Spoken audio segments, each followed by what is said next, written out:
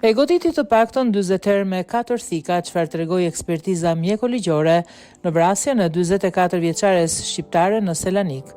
Janë tronditse rezultatet e ekspertizës mjeko-ligjore të trupit të 44 vjeçares, e cila u vra me plagë të shumta me thik nga bashkëshorti i saj 53 vjeçar, mesditën e së mërkurës brenda shtëpisë së tyre në Sindos të Selanikut, para se autori t'i dhej nga balkoni i shtëpisë dhe t'i jepte fund jetës. Sipas informacioneve, gruaja duket se e ka marrë mbi 40 plagë me thik në pjesë të ndryshme të trupit, ndërsa autori dyshohet se e ka përdorur 4 thika të ndryshme për t'i marrë jetën.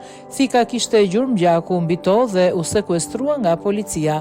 Në fakt, goditjet që i ka shkaktuar gruas së tij si në qafë dhe fytyrë, ashtu edhe në krah dhe në bark, kanë qenë kaq të forta saqë njëra nga thikat është përkulur. Sipas informacioneve, varrimi i gruas do të bëhet në ditët në vijim, ndoshta ditën e sotme në Shqipëri nga ka ardhur, ndërsa varrimi i 53 vjeçarit do të bëhet në Shqipëri në të ardhmen e afërt. Ndërkohë, dy vajzat e familjes, 16 dhe 21 vjeç, të cilat humbën papritur prindrit, mbetën në gjendje shoku dhe mësohet se nuk kanë mundur të dëshmojnë dot në polici.